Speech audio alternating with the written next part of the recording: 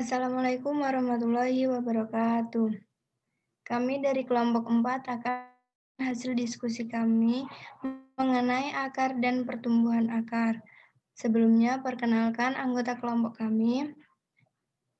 Yang pertama ada Siska Ayu Wulandari dengan NIM 039. Yang kedua ada Salsabila Istining Tias, NIM 045. Yang ketiga ada saya sendiri, Zulfa Laila Saidah, NIM 055. Yang keempat ada Nur Aini Hafida, NIM 058. Dan yang terakhir ada Farisa Ikramina Bilqis, NIM 066.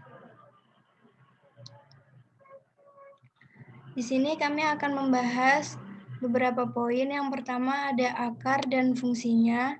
Yang kedua ada pertumbuhan primer dan pertumbuhan sekunder akar. Yang ketiga ada zona penyerapan akar. Yang keempat ada sistem perakaran. Dan yang terakhir ada faktor internal dan eksternal.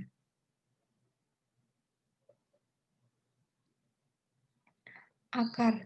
Akar adalah bagian pangkal tumbuhan pada batang yang berada dalam tanah dan tumbuh menuju ke pusat bumi.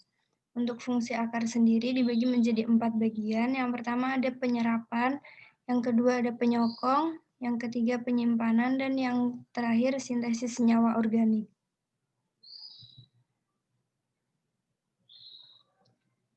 Selanjutnya ada pertumbuhan akar.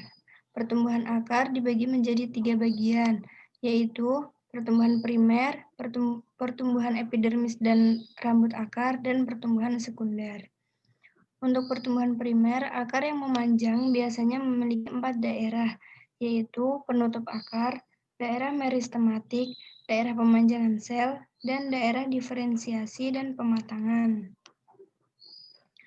Untuk epidermis dan rambut akar akan digunakan untuk menyerap dari permukaan. Epidermis terdiri dari sel-sel yang berdinding tipis dan memanjang Epidermis terdiri dari sel-sel yang berdinding tipis dan memanjang bentuk lapisan padat yang melapisi bagian luar akar yang masih muda. Ciri-ciri paling khas dari sel-sel epidermis adalah produksi bulu-bulu akar. Untuk rambut akar biasanya diproduksi di ujung apikal sel-sel epidermis. Mungkin karena dinding tua akan lebih lambat dapat memanjang pada akhirnya. Selanjutnya adalah pertumbuhan sekunder. Pertumbuhan sekunder akar biasanya akan merusak epidermis dan bulu akar.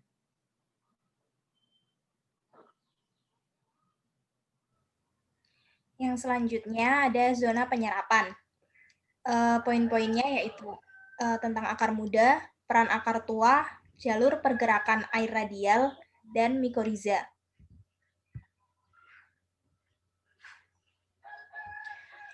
Akar muda.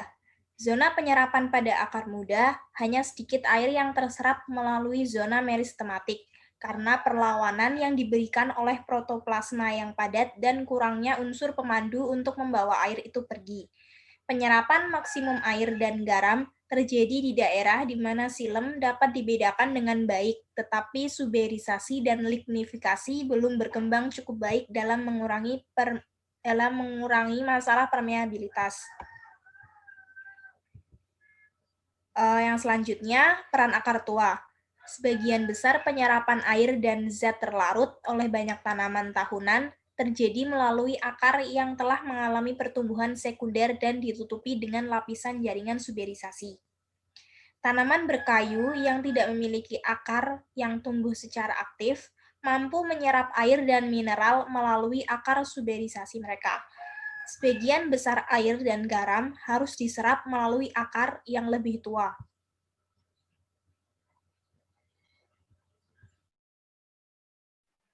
Yang selanjutnya ada jalur pergerakan air. Pergerakan air pada bagian ini mungkin terjadi melalui protoplas dan dinding. Ruang antara sel biasanya diisi dengan gas, bahkan dalam kultur air, dan infiltrasi oleh cairan menghasilkan pertumbuhan abnormal. Endodermis menghalangi pergerakan air dan garam karena dinding radiasi sel endodermal dibuat kedap air dan pergerakan zat terlarut oleh pita Kaspari. Jadi endodermis diutus, semua air harus melewati protoplas sebelum masuk stele.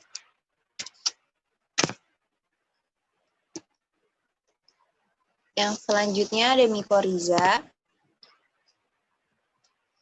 Mikoriza merupakan modifikasi dari sistem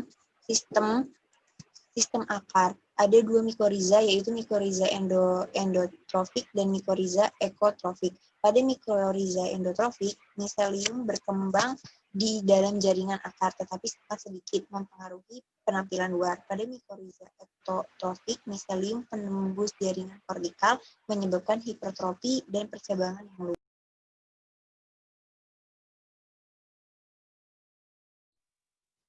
Selanjutnya ada sistem perakaran, yaitu tingkat horizontal dan vertikal dari sistem perakaran dan tingkat percabangan penting untuk keberhasilan tanaman.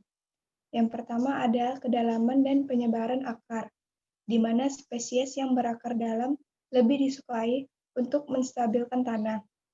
Akan tetapi, spesies berakar dalam juga biasanya menghilangkan air dari kedalaman yang lebih dalam. Oleh karena itu, spesies berakar dangkal lebih disukai di mana hasil air maksimum penting. Yang kedua ada akar cakok, di mana jangkauan sistem akar suatu pohon terkadang ditingkatkan dengan percangkokan alami ke akar pohon yang berdekatan. Cangkok yang menyediakan jalur yang efektif untuk translokasi air, zat terlarut, dan bahkan spora jamur dari satu sistem akar ke sistem akar lainnya. Yang ketiga, ada tingkat dan periodisitas pertumbuhan akar, di mana laju perluasan sistem akar sangat bervariasi di antara spesies dan dengan kondisi tanah yang berbeda-beda. Terjadinya periodisitas musiman yang kuat dalam permulaan akar baru dan perluasan akar penting dalam kaitannya dengan penanaman pohon semak karena kelangsungan hidup mereka biasanya bergantung pada pertumbuhan cepat sistem akar baru. Yang keempat ada akar yang berusia lanjut, di mana akar tanaman yang hidup biasanya dianggap abadi, tetapi akar semacam itu sama sekali tidak berlaku. Ada juga variasi yang cukup besar dalam umur panjang, di mana akar tanaman herba.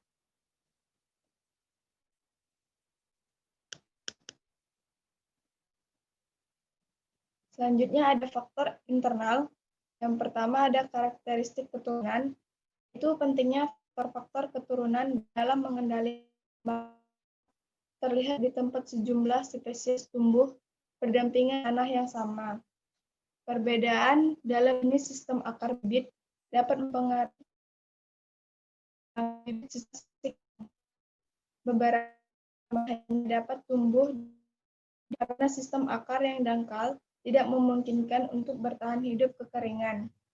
Sebaliknya, spesies dataran tinggi biasanya mengembangkan akar tunggang yang menembus jauh ke tanah dan menyediakan air bahkan setelah permukaan tanah telah menjadi kering selama musim kekeringan. Yang kedua ada hubungan akar dan tunas, yaitu akar dan pucuk bergantungan satu sama lain dalam berbagai cara dan jika pertumbuhan salah satunya banyak dimodifikasi. Kemungkinan ini juga demikian karena pertumbuhan akar bergantung pada pasokan karbohidrat dari faktor-faktor tunas, seperti naungan dan pengurangan luas daun juga mengurangi pertumbuhan akar. Naungan biasanya mengurangi kedua ukuran absolut sistem akar dan rasio dari akar atau pucuk.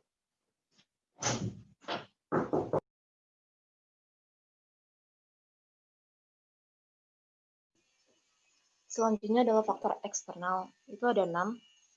Yang pertama adalah kelembapan.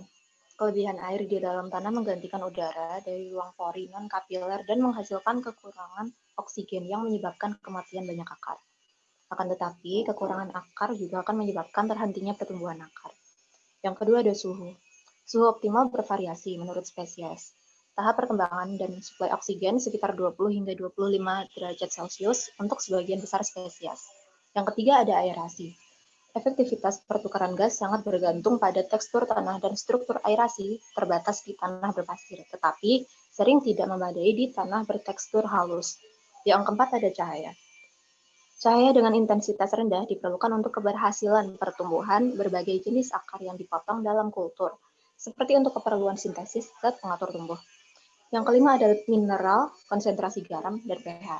Berlimpahnya unsur-unsur penting tertentu, khususnya fosfor dan nitrogen, akan merangsang pertumbuhan akar. Namun, pertumbuhan tunas akan lebih dirangsang. Yang keenam ada persaingan dan interaksi akar. Dampak dari satu jenis tanaman atau tanaman terhadap tanaman lain yang tumbuh bersama, yaitu menipisnya air atau unsur hara mineral pada tanaman pertama, pelepasan zat toksik dari tanaman atau daun, serta produksi zat beracun selama dekomposisi.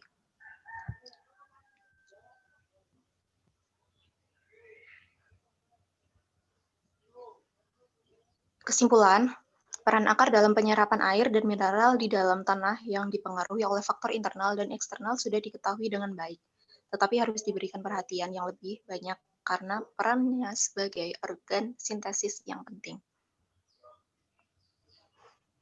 Sekian presentasi dari kami. Apabila ada pertanyaan bisa langsung komen di bawah. Terima kasih.